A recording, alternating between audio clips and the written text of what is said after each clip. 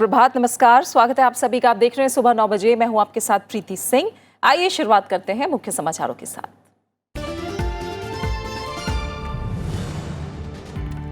लोकसभा चुनाव के चौथे चरण के लिए प्रचार का आखिरी दिन। सोमवार को 9 राज्यों की 71 सीटों पर मतदान। गिरिराज सिंह, बाबुल सुप्रियो, सुभाष भामरे, डिंपल यादव, मुनमुन सेन और प्रिया दत्त समेत मैदान में कई दिग्गज। ओडिशा विधानसभा चुनाव के चौथे और अंतिम चरण की 41 सीटों के लिए भी आज थम जाएगा प्रचार।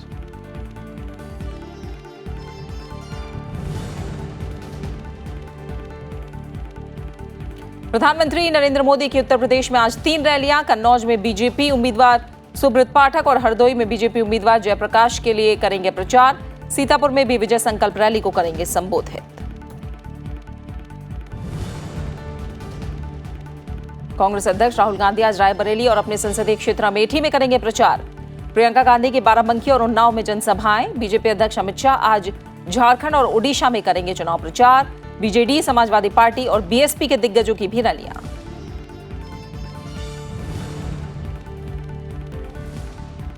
और आईएसएसएफ निशानेबाजी विश्व कप में 10 मीटर एयर राइफल स्पर्धा में दिव्यांशु सिंह ने जीता रजत। भारत के लिए हासिल किया चौथा ओलंपिक कोटा। एशियाई कुश्ती चैंपियनशिप में साक्षी मलिक और विनेश फोगाट को कांस्य पदक।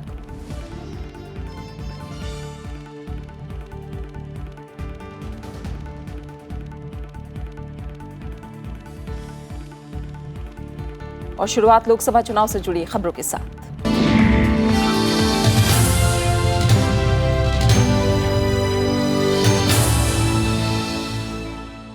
लोकसभा चुनाव के चौथे चरण में 9 राज्यों के 71 सीटों पर आज शाम चुनाव प्रचार थम जाएगा। 12,79,00,000 से ज्यादा मतदाता इस दौर में 945 उम्मीदवारों के भाग्य का फैसला करेंगे। मतदान सुचारू रूप से संपन्न कराने के लिए 1,40,000 से ज्यादा मतदान केंद्र बनाए गए हैं। चौथे चरण में महाराष्ट्र में 17, राजस्थान और उत्तर प्रदेश में 13-13, मध्य प्रदेश और ओडिशा में 6-6 सीटों पर मतदान होना है। वहीं पश्चिम बंगाल की 8 सीटों पर वोटिंग होगी।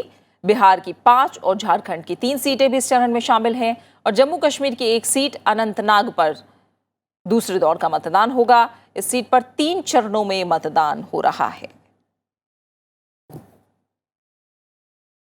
इस दौर में जिन प्रमुख उम्मीदवारों पर लोगों की नजरें हैं उनमें बिहार की बेगूसराय लोकसभा सीट से केंद्रीय मंत्री गिरिराज सिंह, उत्तर प्रदेश की कन्नौज सीट से डिंपल यादव, कानपुर से पूर्व केंद्रीय मंत्री श्री प्रकाश जायसवाल, पश्चिम बंगाल की आसनसोल सीट से टीएमसी की मुनमुन सेन और बीजेपी उम्मीदवार बाबुल सुप्रियो और प्रिया दत्त समेत कई दिग्गज उम्मीदवार शामिल हैं। वहीं ओडिशा विधानसभा चुनाव के चौथे चरण के लिए भी आज शाम चुनाव प्रचार थम जाएगा। इस दौर में 41 विधानसभा सीटों पर 29 अप्रैल को मतदान होना है। नतीजों का ऐलान 23 मई को होगा।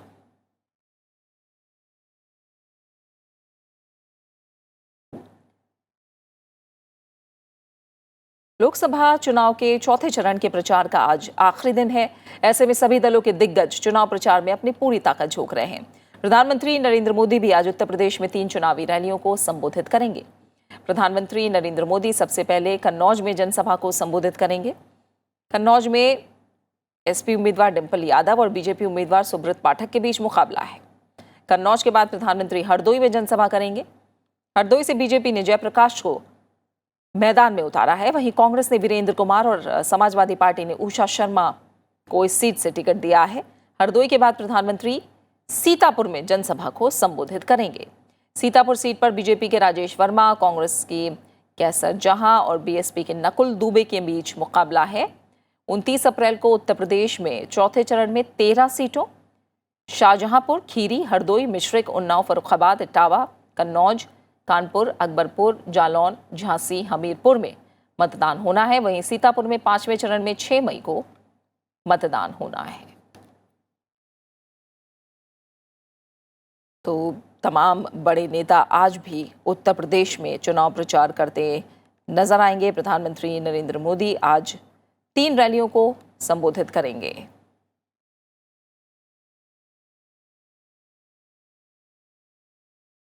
और अब किस तरह का प्रचार आज नजर आ सकता है, ये जानने के लिए हम रुख करेंगे। हमारे 2 संवाददाता हमारे साथ जुड़े हुए हैं। उत्तर प्रदेश के कानपुर से हमारे साथ नवविक्रम सिंह जुड़े हुए हैं, साथ ही हमारे साथ बिहार के मुंगेर से अखिलेश सुमन भी जुड़े हुए हैं। नवविक्रम, पहले आपके पास आए तो प्रधानमंत्री की 3 रैलियां हैं, इसके अलावा हमें रायबरेली और अमेठी में राहुल गांधी भी आज नजर आएंगे, वहीं प्रियंका गांधी भी चुनाव प्रचार करती नजर आएंगी। एसपी बीएसपी के भी बड़े नेता हैं जो आज प्रचार के रण में होंगे। माना जाए चौथे चरण के लिए आज आखिरी दांव चला जाएगा तमाम दिग्गजों की तरफ से।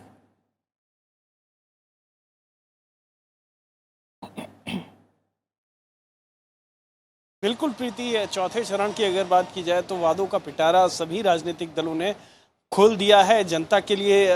और ख़ास तौर पर अगर बात करें, आज प्रचार का आखिरी दिन है, ऐसे में राजनीतिक दल अपनी पूरी ताकत झोंक देना चाहते हैं। और यहाँ पर जो सियासी उठापटक है, कई सीटों पर बुंदेलखंड हो या फिर इटावा हो, अब राजनीतिक दल, सबसे बड़ी चुनौती राजनीतिक दलों के सामने जो बागी कई जगह बागी उम्मीदवार हैं या फिर जो नाराज़ समर्थक हैं, उन्हें मनाने के लिए कोशिश की जा रही है कि चुनाव के दिन तक, मतदान के दिन तक आखिर वो उन पार्टियों के अपने नेताओं के समर्थन में आए। और इसमें सबसे बड़ी मुसीबत प्रीति गठबंधन के सामने हो रही है, क्योंकि गठबंधन जैसे कि हमने जालौन में देखा था कि जो उनके पूर्व सांसद थे घनश्याम अनुरागी, वो बीजेपी में शामिल हो गए ऐन वक्त पर और बीजेपी के समर्थन में प्रचार कर रहे हैं। तो जो सपा और बसपा का जो समर्थक है, वो नेताओं में ऊपर से तालमेल तो बेहतर है, लेकिन जो सपा बसपा का समर्थक है, उनके सामने कहीं एक बड़ी चुनौती होगी जो दोनों पार्टियों के समर्थक हैं उन्हें एकजुट करने की। बिल्कुल। और जिस तरह से आप बता रहे हैं, काफ़ी रोचक मुकाबला अब नज़र आने वाला है हमें उत्तर प्रदेश में चौथे चरण के लिए। और आज आखिरी दिन चौथे चरण के प्रचार का, जिसमें तमाम बड़े नेता प्रचार करते नजर आएंगे। वहीं कांग्रेस अध्यक्ष राहुल गांधी ने भी कल महाराष्ट्र के अहमदनगर में जनसभा को संबोधित किया। और कांग्रेस अध्यक्ष राहुल गांधी और कांग्रेस महासचिव प्रियंका गांधी आज उत्तर प्रदेश में चुनाव प्रचार करेंगे। राहुल गांधी आज रायबरेली में चुनावी सभा को संबोधित करेंगे और इसके बाद अपने संसदीय क्षेत्र अमेठी के नंदमहर और रानीगंज में चुनाव प्रचार करेंगे। वहीं कांग्रेस महासचिव प्रियंका गांधी आज उन्नाव और बाराबंकी में चुनाव प्रचार करती नजर आएंगी।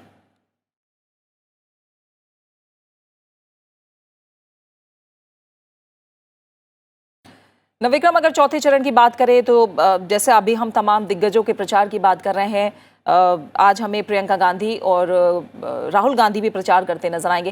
कांग्रेस के हिसाब से किस तरह का आप मुकाबला देख रहे हैं? हम जानते हैं गठबंधन की कोशिश नाकाम रही, अब अकेले सीटों पर चुनाव लड़ रही है। बाकी देखें तो समीकरण किस तरह इशारा कर रहे हैं इस चरण में?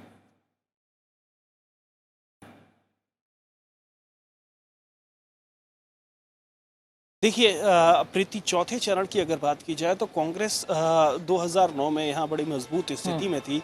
वो चाहे फर्रुखाबाद सलमान खुर्शीद की सीट हो, कानपुर जो श्रीप्रकाश जायसवाल जो पूर्व केंद्रीय मंत्री हैं उनकी सीट हो, झांसी की सीट हो जहां प्रदीप जैन आदित्य थे 2009 में, वो भी केंद्रीय मंत्री थे। तो कांग्रेस इन सभी सीटों पर एक मजबूत जनाधार में थी 2009 में। तो 2014 में लेकिन बीजेपी लहर में यहाँ अधिकतर सीटों पर बीजेपी ने कब्जा किया। एक बार फिर कांग्रेस सलमान खुर्शीद या फिर श्रीप्रकाश जायसवाल, प्रदीप जैन आदित्य, हालांकि वो समर्थन दे रहे हैं जो दूसरे प्रत्याशी खड़े हुए हैं, तो ये अपने बड़े नेताओं के जरिए अपनी खोई हुई जमीन वापस पाने के लिए चुनौती कांग्रेस के सामने है। लेकिन अगर यहाँ कांग्रेस मजबूत होती है तो सबसे बड़ी जो मुश्किल है वो गठबंधन के सामने होती है, क्योंकि फर्रुखाबाद में बड़ी संख्या में मुस्लिम वोटर है, इसी तरीके से कानपुर में, झांसी में। तो जो मुस्लिम वोटर को रिझाने के लिए गठबंधन तमाम वादे और दावे कर रहा है, तो वो कांग्रेस के पाले में अगर मुस्लिम वोटर जाता है तो दोनों के समीकरण बिगड़ते हैं। ऐसे में बीजेपी को फायदा होता दिख रहा है। तो प्रीति, इस बार जो इन सीटों पर 13 सीटों पर जो चुनाव है, ज्यादातर सीटों पर बड़ा दिलचस्प मुकाबला देखने को मिल रहा है। यहाँ कांग्रेस जरूर मजबूत तो है, लेकिन इतनी मजबूत नहीं है कि ज्यादातर सीटों पर जीत हासिल करे। वो जरूर गणित बिगाड़ने के लिए गणित बिगाड़ सकती है बाकी दलों का, बाकी सियासी पार्टियों का, ये जरूर हो सकता है। नवविक्रम, अभी हम बिहार में रुक कर लेते हैं। मुंगेर से हमारे साथ अखिलेश सुमन जुड़े हुए हैं। अखिलेश, आप लगातार जो अब चौथे चरण में बिहार की सीटें हैं उनका समीकरण हमें समझा रहे हैं। अब आप मुंगेर में मौजूद हैं। अगर मुंगेर की बात करें तो इस बार भी ये सीट खास बन गई है। जेडीयू के जो प्रत्याशी हैं ललन सिंह, वो बिहार सरकार में मंत्री भी हैं और माना जाता है नीतीश कुमार के काफी करीबी भी हैं। हालांकि पिछले चुनाव में उन्हें हार का सामना करना पड़ा, लेकिन इस बार समीकरण बहुत ज्यादा अलग है। ऐसे में कितना रोचक यहाँ मुकाबला है?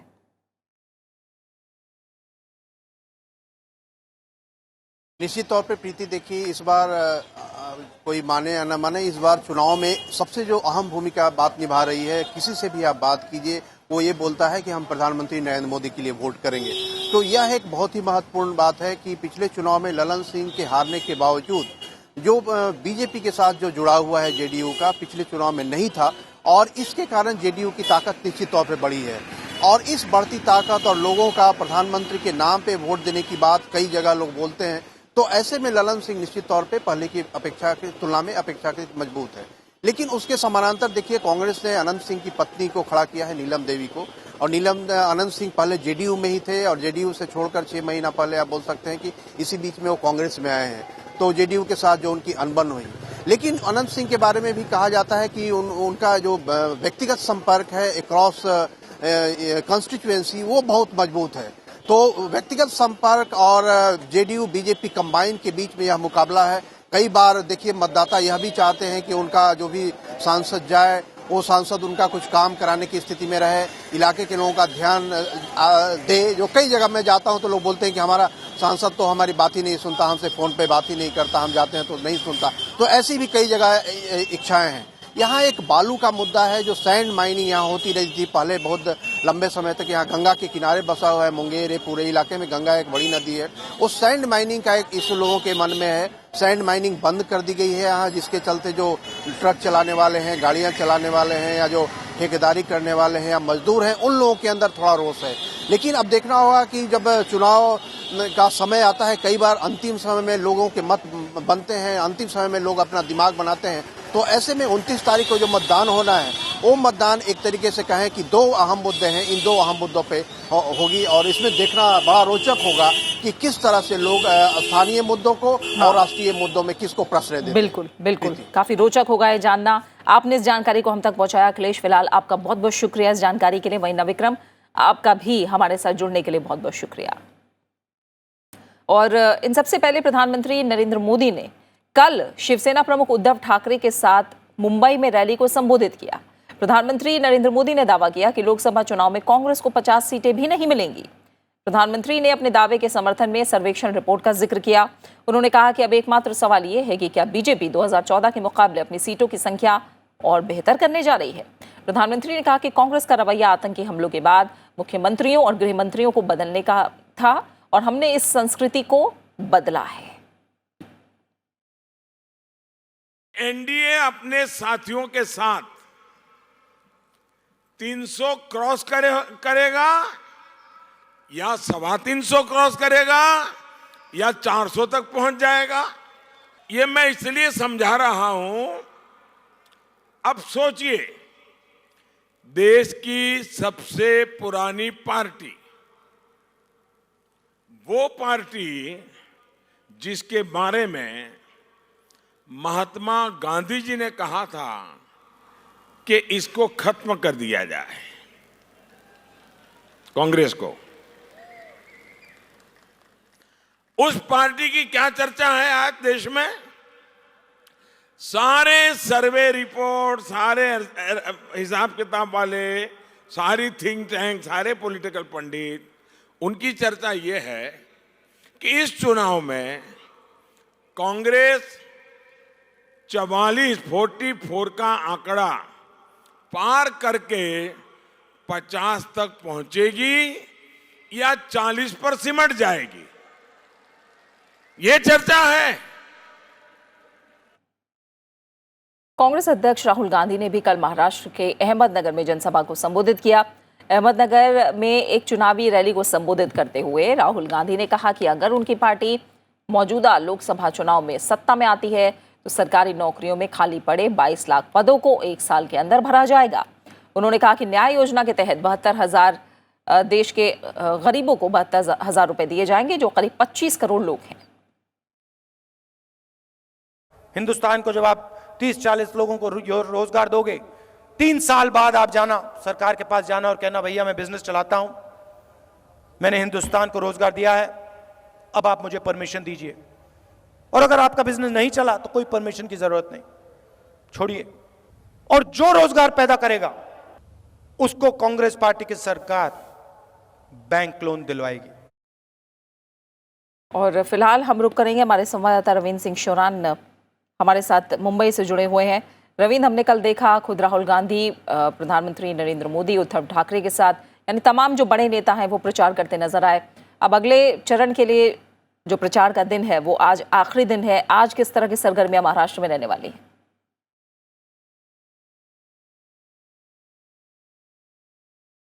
तमाम बड़े नेता यहाँ पर रैलियां कर रहे हैं। उत्तर प्रदेश के बाद महाराष्ट्र में सबसे अधिक लोकसभा की 48 सीटें हैं। तमाम राजनीतिक दल चाहते हैं कि यहाँ पर किसी तरीके से अपना जो पैर है वो फैला सकें और अधिक से अधिक सीटें यहाँ पर जीतें। देखिए, करीब 15 साल तक लगातार यहाँ पर कांग्रेस एनसीपी की सरकार सत्तारूढ़ रही राज्य में, लेकिन पिछले 5 साल से यहाँ पर बीजेपी की सरकार है। 2014 के जो नतीजे आए थे, जिनमें करीब करीब कांग्रेस और एनसीपी को लगभग साफ कर दिया था यहाँ पर, और 48 में से 41 जो लोकसभा की सीटें हैं वो एनडीए को यहाँ से मिली थी। एनडीए उसी कामयाबी को दोबारा हासिल करने की कोशिश कर रहा है। इसके लिए प्रधानमंत्री नरेंद्र मोदी और बीजेपी के राष्ट्रीय अध्यक्ष अमित शाह के साथ शिवसेना अध्यक्ष उद्धव ठाकरे, ये तमाम लोग अलग अलग क्षेत्रों में लगातार लंबे अरसे से रैलियां कर रहे हैं और जनता को बीच में अपने 5 साल के जो काम हुए हैं उनको बताने की कोशिश की जा रही है। प्रधानमंत्री नरेंद्र मोदी ने आतंकवाद का मुद्दा उठाते हुए कहा कि किस तरीके से बम्बई में जिस तरह से अटैक हुए थे, हिंदुस्तान पर जो अटैक हुआ था, उसके बाद जो कांग्रेस की प्रतिक्रिया थी, तत्कालीन यूपीए सरकार की जो प्रतिक्रिया थी, पुलवामा अटैक के बाद एक नए किस्म की संस्कृति शुरू हुई है और हिंदुस्तान ने जो आगे बढ़कर जवाब दिया है वो आज की ज़रूरत है। और उसके लिहाज से जिस तरीके से काम किया गया है, अगर ये इस तरह का अटैक पाकिस्तान में जाकर पहले किया जाता तो शायद पुलवामा का हमला आज ना होता। लेकिन क्योंकि ढुलमुल रवैया पिछली सरकारों का रहा है, जिसकी वजह से मुंबई के लोगों को और देश के लोगों को महाराष्ट्र में सुनाई दे रही है फिलहाल। और अब देखना होगा आखिरी दिन किस तरह से अपने मतदाताओं को और समर्थकों को लुभाने के लिए किस तरह की कोशिशें की जाती हैं तमाम पार्टियों की तरफ से महाराष्ट्र में भी। फिलहाल बहुत बहुत शुक्रिया रवींद्र, इस जानकारी को हम तक पहुंचाने के लिए आपका। बीजेपी अध्यक्ष अमित शाह आज झारखंड और ओडिशा में चुनाव प्रचार करेंगे। अमित शाह झारखंड के पलामू में जनसभा को संबोधित करेंगे। झारखंड में चौथे चरण में 3 सीटों चतरा, लोहरदगा और पलामू में 29 अप्रैल को मतदान होना है। झारखंड के बाद वो ओडिशा का दौरा करेंगे। अमित शाह ओडिशा के मयूरभंज और जाजपुर में जनसभाओं को संबोधित करेंगे। चौथे चरण में 29 अप्रैल को ओडिशा में 6 लोकसभा सीटों पर वोट डाले जाएंगे। इनमें मयूरभंज, बालासोर, भद्रक, जाजपुर, केंद्रपाड़ा और जगत सिंहपुर सीटें शामिल हैं।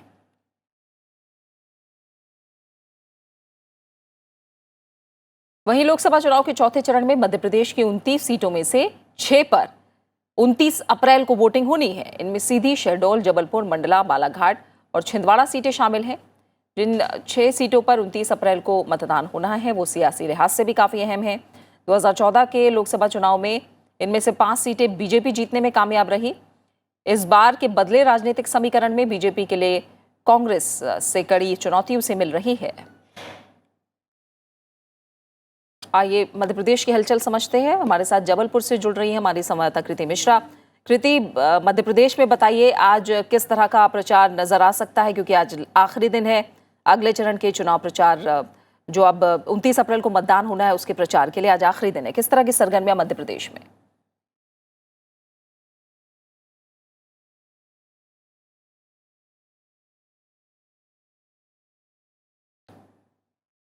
जी प्रीति, देखिए मध्य प्रदेश बेहद ही अहम है बीजेपी के लिए, क्योंकि अगर मैं 2014 की बात करूं तो 29 सीटों में से 27 सीटों पर बीजेपी ने जीत हासिल की थी।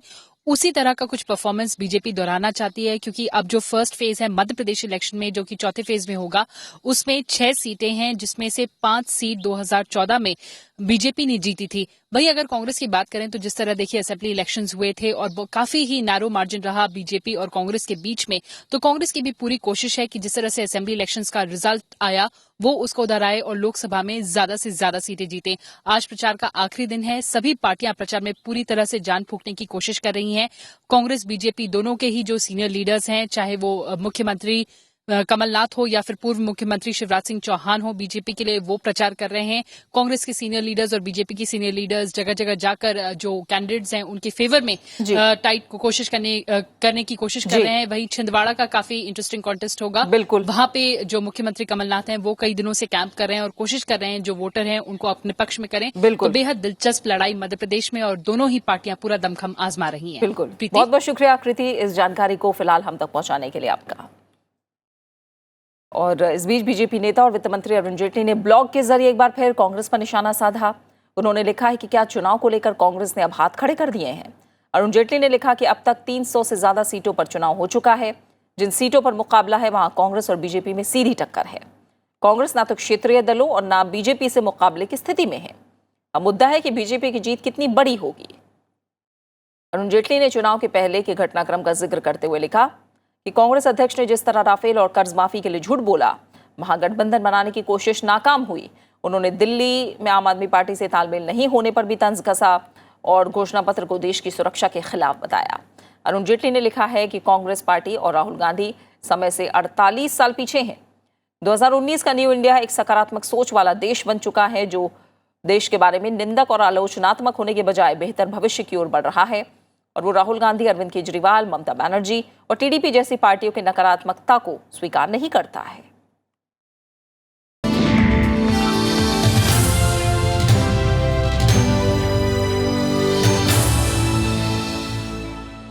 कुछ और अहम खबरों की बात करेंगे। कर्मचारी भविष्य निधि यानी ईपीएफ पर वित्त वर्ष 2018-19 में 8.65% ब्याज मिलेगा। केंद्रीय वित्त मंत्रालय ने ब्याज दर बढ़ाने के ईपीएफओ के फैसले को मंजूरी दे दी है।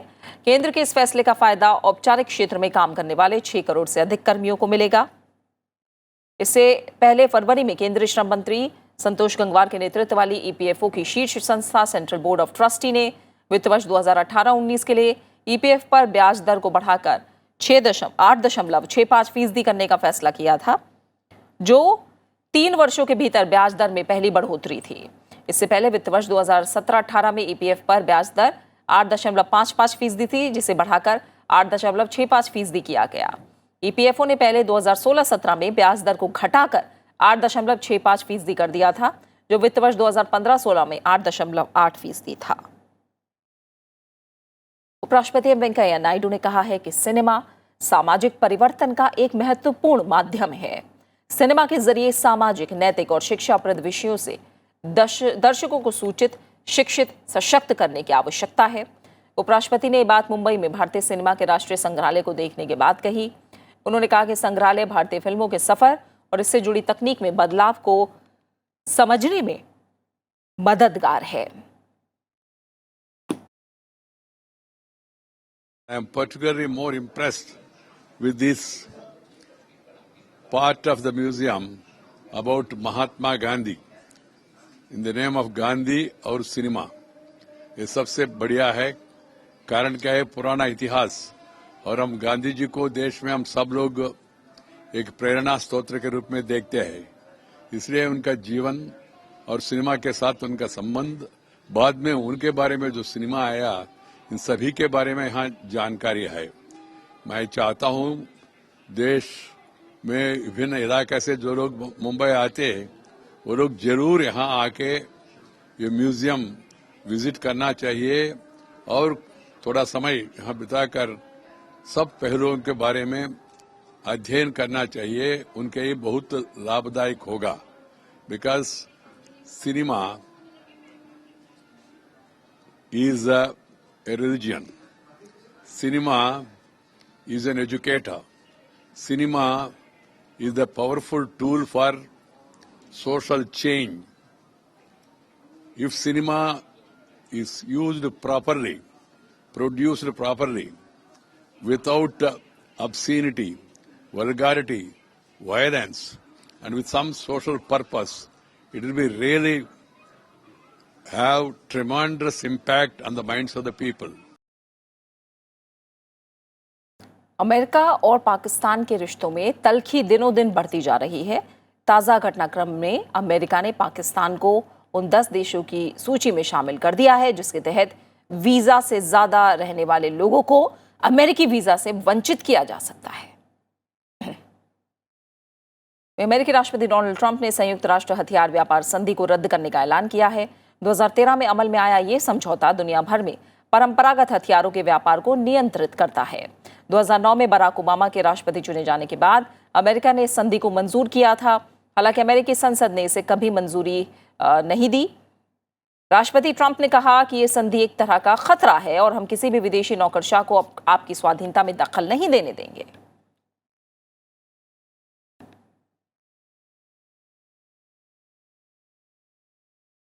बात खेलों की। बैंकॉक में एशियाई मुक्केबाजी चैंपियनशिप में भारतीय मुक्केबाज अमित पंघल और पूजा रानी ने स्वर्ण पदक जीते हैं। भारतीय बॉक्सर अमित पंघल ने कोरिया के किम इन क्यू को एक तरफा फैसले में हराकर स्वर्ण पदक हासिल किया। पूजा रानी ने चीन की वांग लीना को हराकर स्वर्ण जीता। वहीं दीपक सिंह और कविंदर सिंह बिष्ट ने रजत पदक अपने नाम किया। भारत ने टूर्नामेंट में 2 स्वर्ण, 4 रजत और 7 कांस्य समेत 13 पदक जीते हैं। वहीं एशियाई खेलों की स्वर्ण विजेता विनेश फोगाट और रियो ओलंपिक की कांस्य पदक विजेता साक्षी मलिक ने चीन के शियान में चल रही एशियाई कुश्ती प्रतियोगिता में कांस्य पदक जीते हैं। विनेश ने 53 किलोग्राम भार वर्ग के कांस्य पदक मुकाबले में चीन की कियानियो पांग को 8-1 से हराया। साक्षी मलिक ने 62 किलोग्राम भार वर्ग में कोरिया की हियोन गियोंग मून को हराकर कांस्य पदक जीता। भारत ने 12 पदक जीते, जिनमें 1 स्वर्ण, 3 रजत और 8 कांस्य पदक शामिल हैं।